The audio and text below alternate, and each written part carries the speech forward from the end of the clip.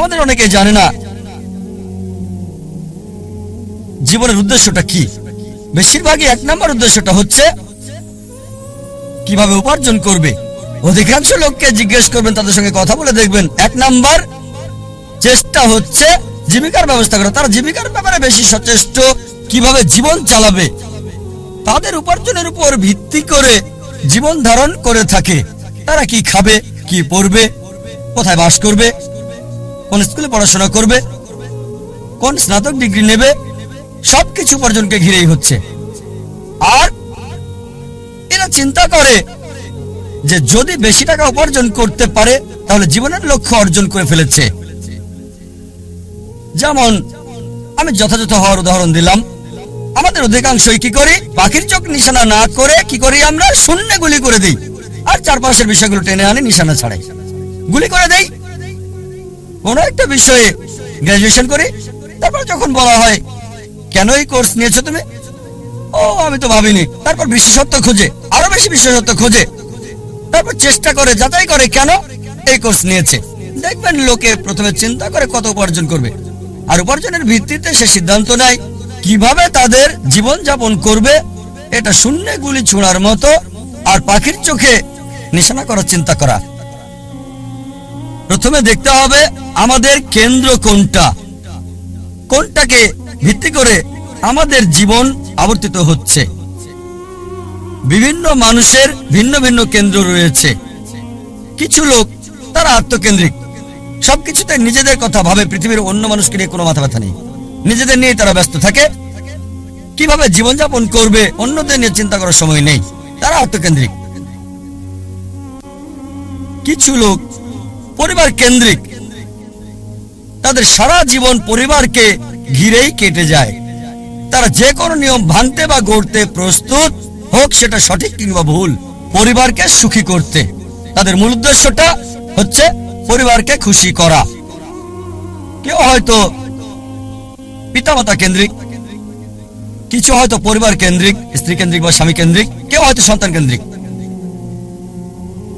দেখবেন কিছু লোক পিতামাতাকে খুশি করার জন্য যে কোনো কিছু করতে পারে। তাদের জীবনের সব নিয়ম কানুন পিতামাতার পছন্দ অপছন্দের ভিত্তিতে হয়। আল্লাহ কোরআনে বলেছেন সূরা লুকমান অধ্যায় 31 আয়াত 14 যে আমি মানুষকে নির্দেশ দিয়েছি পিতামাতার সাথে সদ্ব্যবহার করতে। অনেক কষ্ট সহ্য করে মাতাকে গর্ভে ধারণ করেছে, অনেক কষ্ট সহ্য করে তাকে জন্ম দিয়েছে। ঠিক তারপরে আয়াত সূরা লুকমান অধ্যায় 31 আয়াত 15 বলছে যদি তোমার পিতামাতা চেষ্টা করে, জিহাদ করে, চেষ্টা আর সংগ্রাম করে তোমাকে বাধ্য করে আল্লাহ সুবহানাহু ওয়া তাআলা ছাড়া অন্য কারো ইবাদত করতে, যে বিষয়ে তোমার কোনো জ্ঞান নেই, তাদের মানবে না, তবে তাদের সাথে থাকো ভালোবাসা আর মমতা দিয়ে। তার মানে আমাদের স্রষ্টা বলেছেন পিতামাতাকে ভালোবাসতে, মানতে হবে, কিন্তু স্রষ্টার বিরুদ্ধে যেতে বললে, আল্লাহ এবং তার চূড়ান্ত নবীর বিরুদ্ধে যেতে বললে তাদের মানবে না। তারপরও তাদেরকে ভালোবাসো, সহানুভূতি দাও। সীমানা আছে। কিছু মানুষ স্বামী বা স্ত্রী কেন্দ্রিক, তারা স্ত্রীদেরকে খুশি করতে চায় বা স্বামীদেরকে খুশি করতে চায়। আর ধরেন কারো স্ত্রী খুবই দামি ডায়মন্ড নেকলেস চাইলো, তার দেওয়ার সামর্থ্য নেই, সে কি করলো, ভিক্ষা করলো, ধার করলো বা চুরি করলো, আর ওই ডায়মন্ডের নেকলেসটা স্ত্রীর জন্য কিনে আনলো। তার লক্ষ্য স্ত্রীকে খুশি করা। কিছু লোক সন্তান কেন্দ্রিক, সন্তানদের খুশি করতে চায়। অনেক সময় দেখা যায় হয়তো কারো ছেলে বিদেশে গিয়ে লেখাপড়া করতে চায়, সে যে বিষয়ে ভর্তি হতে যাচ্ছে সেটা অপ্রয়োজনীয়, এটা তাকে দুনিয়াতেও সাহায্য করবে না, আখিরাতেও সাহায্য করবে না। তারপর কারণ ছেলে বিদেশে পড়তে চায়, এই লোক সম্পত্তি বন্ধক রাখে এবং ছেলেকে আমেরিকাতে পাঠায় আর বলে আমার ছেলে তো আমেরিকায় পড়ছে, যদিও তার লক্ষ্যটা হচ্ছে সে ছেলেকে আমেরিকাতে পড়াবে। আসলে উদ্দেশ্যটা কি, জীবনটা কোন কেন্দ্রিক? কিছু লোক যারা হচ্ছে সমাজ কেন্দ্রিক।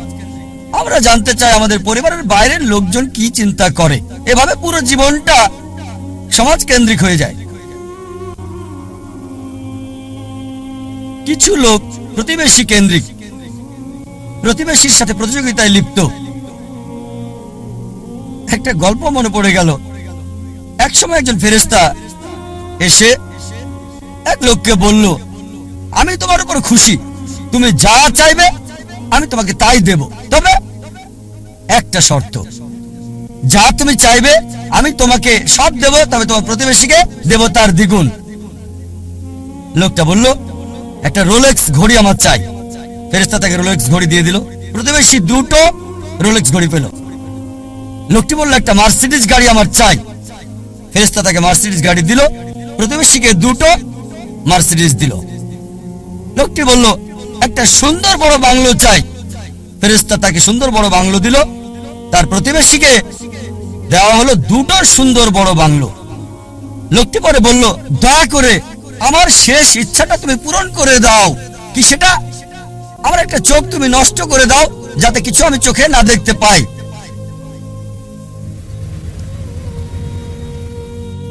চিন্তা করেন, সে তার নিজের চেয়ে প্রতিবেশীকে নিয়ে বেশি ব্যস্ত। তার জীবন সহজ কিন্তু জটিল সেটা ভাবছে না সে। প্রাচুর্য কি দারিদ্রতা যাই থাকুক, সে বেশি চিন্তিত তার প্রতিবেশীর চেয়ে ভালো জীবন যাপন করা নিয়ে। এ কারণেই সে ফেরেশতাকে বলল, আমার একটা চোখ নষ্ট করে দাও, যাতে প্রতিবেশীর দুটো চোখই নষ্ট হয়ে যায়। এভাবে আমরা প্রতিবেশী কেন্দ্রিক। নিজের সুখী কিনা ভাবছে না, দেখতে পারবে কিনা সেটা ব্যাপার না। যেহেতু প্রতিবেশী সম্পূর্ণ অন্ধ হবে, তাই একটা চোখ হারাতে কোনো আপত্তি নাই। প্রতিবেশী কেন্দ্রিক। কিছু লোক বন্ধু কেন্দ্রিক, কিছু আবার শত্রু কেন্দ্রিক। তারা বেশি চিন্তিত তার শত্রু কি করছে সেটা নিয়ে। শত্রু কি চিন্তা করছে আমার ব্যাপারে তা নিয়ে পরিকল্পনা করে। শত্রু যদি এটা করে আমি ওটা করবো। সব সময় সারা জীবন চিন্তা করে এভাবে শত্রুরা কি করছে। এটা আপনি পাবেন বিভিন্ন ক্ষেত্রে। ব্যবসায়ী চিন্তা করছে তার শত্রুর ব্যাপারে, ছাত্র চিন্তা করছে শত্রুর ব্যাপারে। তারা যা চিন্তা করে তার প্রতিরোধ চিন্তা করে। শত্রু যা চিন্তা করছে তার প্রতিরোধমূলক চিন্তা। বেশিরভাগ সময় তারা কাটায় শত্রুর মোকাবেলার চিন্তা করে। তাদেরকে একটা সুন্দর শান্তির উপদেশ দিতে চাই, যা আমি অনুসরণ করি। যদি কেউ আপনার দিকে পাথর ছুঁড়ে মারে, নিজেকে এতটা উঁচুতে নিয়ে যান যাতে পাথর আপনাকে ছুঁতে না পারে। কেউ আপনার দিকে ঢিল ছুঁড়ে মারলে নিজেকে এমন উঁচুতে নিয়ে যান যাতে পাথর আসতে না পারে। তাহলে প্রতিযোগিতার প্রশ্ন আসবে কি করে? আপনার বিরুদ্ধে শত্রুর পরিকল্পনার সুযোগ আসবে কি করে? আরেকটা উপদেশ, যদি কেউ ইট ছুঁড়ে মারে আপনার দিকে, এই ইট দিয়ে ঘর তৈরি করেন আপনি। স্কুলে শিখতাম মার্শাল আর্ট, কেরাতি, জুডো। যদি বড় কেউ আপনাকে ধাক্কা দেয়, কি করতে হবে? সাইড স্টেপ নিতে হবে। তার শক্তি কাজে লাগিয়ে তাকে ফেলতে হবে, তার শক্তির ব্যবহার। কেউ যখন আপনাকে ইট মারবে, সেই ইট দিয়ে ঘর তৈরি করেন। কিছু লোক সুনাম কেন্দ্রিক। তারা সুনাম চায়, মূল উদ্দেশ্য খ্যাতি পাওয়া। যে কোনো অনৈতিক কাজ করতে প্রস্তুত, নিয়ম কানুন বিসর্জন দিতে পারে। কিছু লোক তারা হচ্ছে ভোগবাদী। তারা সম্পদ কেন্দ্রিক। সব সময় চিন্তা করে অর্জন কি, কত সম্পদ করেছে, তারা কি পড়ে। আর একটা কমন, খুবই কমন মানুষের মধ্যে, বিশেষ করে ধনীদের মধ্যে, বন্ধুদের সাথে দেখা হলে গল্প শুরু করে। কোন ব্র্যান্ডের ঘড়ি পরেছো? এটা কি ট্যাগ হিয়র নাকি ওমেগা? ও এটা রোলেক্স। ভিতরে কিসের? আয়রনের নাকি চামড়ার? ব্রেসারটা কি? ও কোন ধরনের ডাল? Gold plated diamond stone? ও কারুকাজ করা পার্টি ফিল্ম। ধনী লোকদের অধিকাংশেরই এটা একটা ঘড়ি থাকে না, অনেকগুলো ঘড়ি। আর চিন্তা করে, ঠিক আছে আজকে ঘড়িটা পরলাম, পরের দিন পরবো না বন্ধুদের কাছে যাওয়ার সময়। এভাবে চিন্তা করে সময় পার করে কোন অনুষ্ঠানে কোনটা পরবে। একইভাবে এরা গাড়ির ব্যাপারেও কথা বলে। তোমারটা কি গাড়ি? বিএমডব্লিউ, মার্সিডিজ, মার্সি, Rolls Royce, Maybach, Bentley, designer. এভাবে সময় কাটায়। প্রায় করে থাকে, যেহেতু এটা তাদের আইডেন্টিটি। এই ঘড়ি না পড়লে তাদের কে চিনবে? এই গাড়িতে না চড়লে, মার্সিডিজ বা বিএমডাব্লিউ তে না চড়লে তাদের কে চিনবে? এটা আইডেন্টিটি। বড় শহরগুলোতে দেখবেন লোকদের কমন চিত্র। ধনী লোকদের দেখবেন তারা কথা বলে, আপনার ঘড়ি কি, কোন শিপের মালিক, উঁচু লেভেলে কোন জেটের মালিক, আমার ব্যক্তিগত জেট আছে, কতগুলো ইঞ্জিন। লোকজন হয়তো ভাববে আমি কিভাবে এসব খুঁটিনাটি জানি ঘড়ির ব্র্যান্ডের ব্যাপারেও। আপনারা জানেন আমার পেশা, আলহামদুলিল্লাহ, সৌভাগ্য বা দুর্ভাগ্য, আমি যে পেশায় আছি আমি সব শ্রেণীর লোকদের সাথে মিশে, একেবারে ভিখারি থেকে রাজা পর্যন্ত। আল্লাহ আমাকে দয়া করেছেন, ভালো অথবা মন্দ আমি চারপাশের লোকদের সাথে মিশি, ভিখারি থেকে রাজা পর্যন্ত। আর যে সুযোগটা আমি পাই কোন বস্তুবাদীর সাথে যখনই কথা বলি, আমি চেষ্টা করি, দাওয়াত দেই, তাদের বলি তোমার ঘড়ির দাম হয়তো $1000 বা $10,000 অথবা $1,00,000। আমার ঘড়ি আমি যেটা পড়ছি, এই ঘড়িটার দাম মাত্র $1400, $30 কম। অনেক বছর ধরে ব্যবহার করছি, ভালো সার্ভিস দিচ্ছে, একেবারে তোমারটার মতোই। সাধারণ ঘড়ি, দাম মাত্র $1400। আলহামদুলিল্লাহ, আল্লাহ দয়া করেছেন, আমি যেগুলো নাম বললাম অধিকাংশ ব্র্যান্ডি উপহার পেয়েছি, সবগুলো ব্র্যান্ডি উপহার পেয়েছি। এই সবগুলো ওমেগা, রোলেক্স অনেক পেয়েছি। আর আমি নবী মুহাম্মদ সাল্লাল্লাহু আলাইহি ওয়াসাল্লামের পথ অনুসরণ করেছি। আমি অন্য দায়ীদের দিয়ে দেই, আমার স্টাফদের দিয়ে দেই, যাতে করে আমি খুতুওয়াতুশ শয়তান থেকে দূরে থাকতে পারি। অনেক সময় অনেক উপলক্ষে আমাকে নিমন্ত্রণকারীরা তাদের ব্যক্তিগত জেট প্লেন আমার জন্য পাঠায়, ব্যক্তিগত জেট প্লেন আমাকে নিয়ে যাওয়ার জন্য তারা পাঠিয়ে দেয়।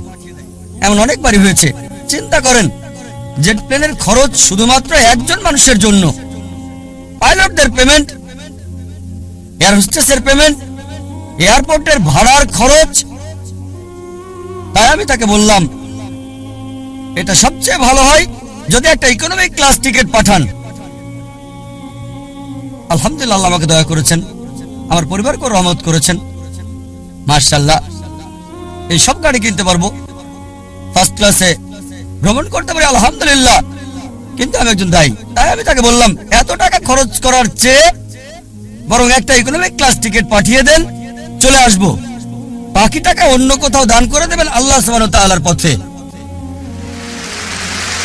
আয়োজকেরও মাশাআল্লাহ নিয়ত স্বচ্ছ হয়। আমাকে বললেন যে আমার জেট প্লেনে কাকে আমি আনতে পাঠাবো, আর কে উত্তম আল্লাহর পথে দায়ী ইচ্ছে।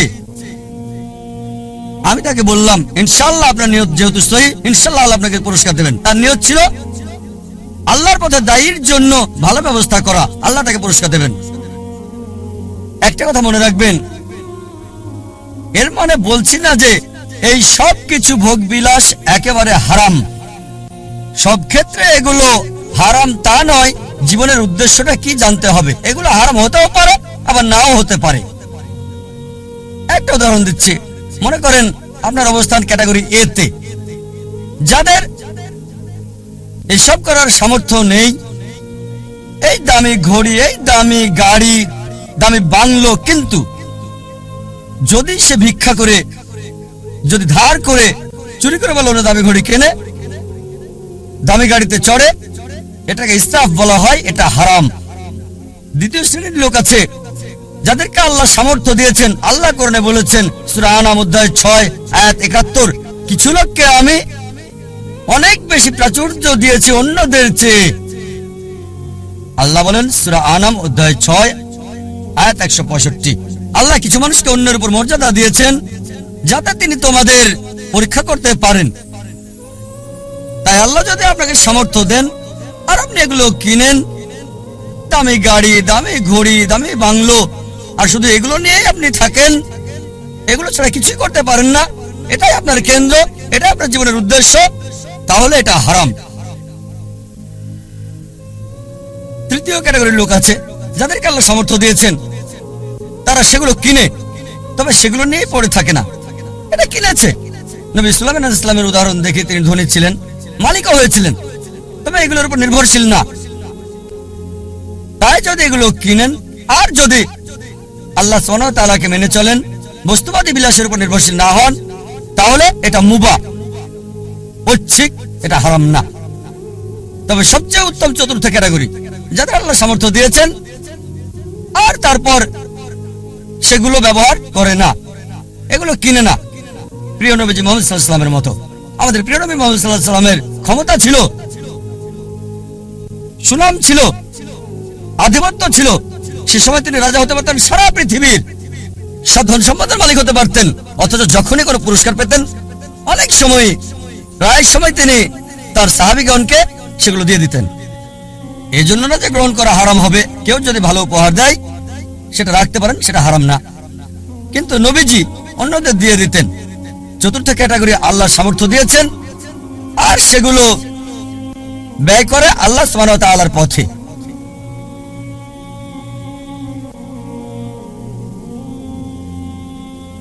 আমাদের গন্তব্য নির্ধারণ করতে হবে, আমাদের কেন্দ্র কোনটি। মানব জাতির জন্য সবচেয়ে গুরুত্বপূর্ণ গন্তব্য আল্লাহ কেন্দ্রিক হতে হবে। তার উদ্দেশ্য, তার লক্ষ্য হতে হবে আল্লাহ সুবহানাহু ওয়া তাআলা এবং সর্বশেষ চূড়ান্ত নবী মুহাম্মদ সাল্লাল্লাহু আলাইহি ওয়াসাল্লাম। আর বিশ্বাস করেন, আল্লাহ কেন্দ্রিক হলে আপনার নিজেকে অবহেলা করতে হবে না, পরিবারকে অবজ্ঞা করতে হবে না, আপনার সমাজকেও না। আল্লাহ কেন্দ্রিক হলে আল্লাহ বলেছেন নিজের যত্ন নাও, রাতে ঘুমাও। আল্লাহ বলেছেন পরিবারের দেখাশোনা করতে। পিতামাতার ব্যাপারে আল্লাহ বলেছেন সূরা ইসরা অধ্যায় 17 আয়াত 23 ও 24 যে আল্লাহ নির্দেশ দিচ্ছেন তাকে ছাড়া কারো ইবাদত করবে না, পিতামাতার সাথে সদ্ব্যবহার করবে, যদি তাদের একজন বা উভয় বার্ধক্যপরিণত হয় বিরক্তি প্রকাশ করবে না, এমনকি উৎশব্দটা করবে না। বিনীতভাবে কথা বলো, দয়ার ডানা মেলে দাও আর দোয়া করো, হে আল্লাহ তাদের অনুগ্রহ করো যেভাবে তারা আমাকে শৈশবে লালন করেছেন। তার মানে যদি আল্লাহ কেন্দ্রিক হন, পিতামাতাকে ভালোবাসতে হবে, সম্মান করতে হবে, মান্য করতে হবে। যদি তারা আল্লাহ এবং রাসূলের বিরুদ্ধে যায় সেক্ষেত্রে মানবে না, তারপরও ভালোবাসা সহানুভূতি থাকতে হবে। সূরা লোকমান অধ্যায় 31 আয়াত 14 এবং 15। যদি আল্লাহ কেন্দ্রিক হন তার মানে এই না যে স্ত্রীর খোঁজ খবর নেবেন না।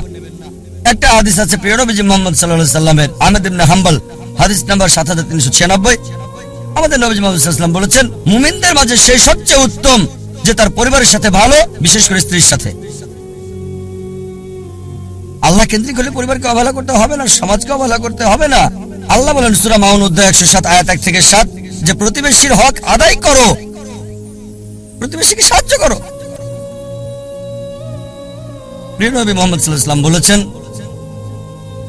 এই হাদিসটা আছে সহিহ বুখারীতে ভলিউম 1 বুক অফ ফেথ হাদিস নাম্বার 13, যে সে কখনোই পূর্ণ মুমিন নয় যদি তার ভাইয়ের জন্য তা পছন্দ না করে যা সে নিজের জন্য করে থাকে।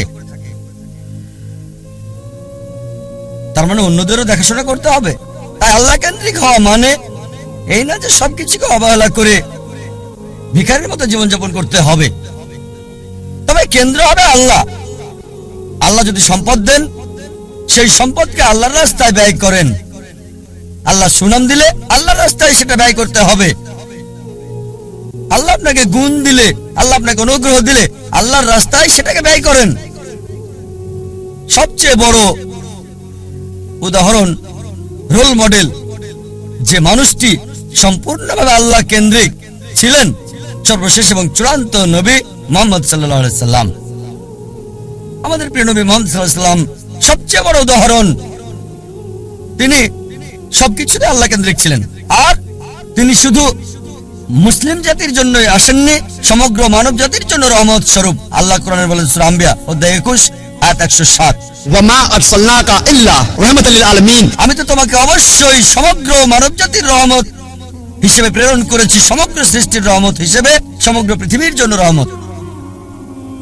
একজন মানুষের জন্য সবচেয়ে ভালো উদাহরণ, যার জীবনের সবচেয়ে ভালো উদ্দেশ্য ছিল মানব জাতির সবচেয়ে বড় উদাহরণ, একজন মানুষের জন্য বর্বর জাতিকে যিনি মানব জাতিতে রূপান্তরিত করেছেন, যে মানুষটা মানব জাতিকে বদলে দিয়েছিলেন। আর ইতিহাস পড়লে ঘন্টা দিন একসাথে বলে যেতে পারবেন। মুসলিমরা কি বলছে সেটা বাদ দেন, নবীজি মুহাম্মদ সাল্লাল্লাহু আলাইহি সাল্লাম সম্পর্কে শত শত অমুসলিমের কথার উদ্ধৃতি দিতে পারবেন যারা নবীজির প্রশংসা করেছেন। এখানে কয়েকটা উদাহরণ দিচ্ছি। জর্জ বার্নার্ড শ তিনি বলেছেন মুহাম্মদ সাল্লাল্লাহু আলাইহি সাল্লাম সম্পর্কে যে আমি তার সম্পর্কে পড়েছি, মানে নবী মুহাম্মদ সাল্লাল্লাহু আলাইহি ওয়াসাল্লাম, আর আমার মতে নিরপেক্ষ অবস্থান থেকে বললে তাকে মানবতার রক্ষাকারী বলা উচিত। George Bernard Shaw. Thomas Carlyle বিখ্যাত ঐতিহাসিক ছিলেন, তিনি একজন ইউরোপিয়ান অমুসলিম। তার লেখা একটা বই হিরোজ অ্যান্ড হিরো ওয়ারশিপ, তিনি বীরদের ইতিহাস তুলে ধরেছেন। আর এক নম্বর হিরো, একজন বীর নবী, তিনি ঈসা আলাইহিস সালাম ছিলেন না, তিনি মুসা আলাইহিস সালাম ছিলেন না, দাউদ আলাইহিস সালাম ছিলেন না, সুলাইমান আলাইহিস সালাম ছিলেন না, তিনি ছিলেন মুহাম্মদ সাল্লাল্লাহু আলাইহি সাল্লাম। চিন্তা করেন, থমাস কার্লাইল একজন ইউরোপিয়ান, একজন খ্রিস্টান, তিনি এক নাম্বার বীর নবী হিসেবে রেখেছেন নবী মুহাম্মদ সাল্লাল্লাহু আলাইহি সাল্লামকে। আমরা লামার্টিনের কথা বলতে পারি। লামার্টিন ছিলেন বিখ্যাত ঐতিহাসিক, তিনি ফরাসি, বই লিখেছেন দ্য হিস্টোরি অফ দ্য টক্স। তিনি লিখেছেন, যদি উদ্দেশ্যের মহানুভবতা, সামর্থ্যের সীমাবদ্ধতা আর অসাধারণ ফলাফল, এই তিনটি বিষয় একজন ব্যক্তির মহত্ব নির্ণয়ের মাপকাঠি হয়, আধুনিক ইতিহাসে কাউকে পাওয়া যাবে না যে নিজেকে তুলনা করবে নবী মুহাম্মদ সাল্লাল্লাহু আলাইহি ওয়াসাল্লামের সাথে। উদ্দেশ্যের মহানুভবতা, সামর্থ্যের সীমাবদ্ধতা আর অসাধারণ ফলাফল, এই তিনটি বিষয় হচ্ছে একজন মানুষের মহত্ত্বযাচাইয়ের মাপকাঠি। মানব ইতিহাসে এমন কাউকে দেখি না আধুনিক ইতিহাসে যে মুহাম্মদ সাল্লাল্লাহু আলাইহি ওয়াসাল্লামের কাছাকাছি যাবে। তারপর আরো লিখেছেন, মানব জাতির সকল গুণাবলীতে কোন মানুষই নিজেকে নবী মুহাম্মদ সাল্লাল্লাহু আলাইহি ওয়াসাল্লামের সাথে তুলনা করতে পারবে না। মাইকেল এইচ হার্ট, বিখ্যাত ঐতিহাসিক, একটা বই লিখেছেন, মানব ইতিহাসে সবচেয়ে প্রভাবশালী 100 ব্যক্তি আদম আলাইহিস সালাম থেকে শুরু করে বর্তমান সময় পর্যন্ত, আর এক নম্বর অবস্থানে রেখেছেন নবী মুহাম্মদ সাল্লাল্লাহু আলাইহি ওয়াসাল্লামকে। মানব ইতিহাসে সবচেয়ে প্রভাবশালী মানুষ আদম আলাইহিস সালাম থেকে শুরু করে বর্তমান পর্যন্ত নবী মুহাম্মদ সাল্লাল্লাহু আলাইহি ওয়াসাল্লাম। আর লিখেছেন তিনি, আমার পছন্দ মুহাম্মদ সাল্লাল্লাহু আলাইহি ওয়াসাল্লামকে এক নম্বরে রাখা দেখে অনেক মানুষই এটা মানতে চাইবেন না, অনেকেই স্বীকার করতে চাইবেন না, অনেক মানুষই এটা মানতে চাইবেন না। তবে যে কারণে আমি নবী মুহাম্মদ সাল্লাল্লাহু আলাইহি ওয়াসাল্লামকে এক নম্বরে রেখেছি তা হলো তিনি ইতিহাসের একমাত্র ব্যক্তি যিনি ধর্মীয় ক্ষেত্রে সফল মানুষ ছিলেন, পাশাপাশি অন্যান্য ক্ষেত্রেও।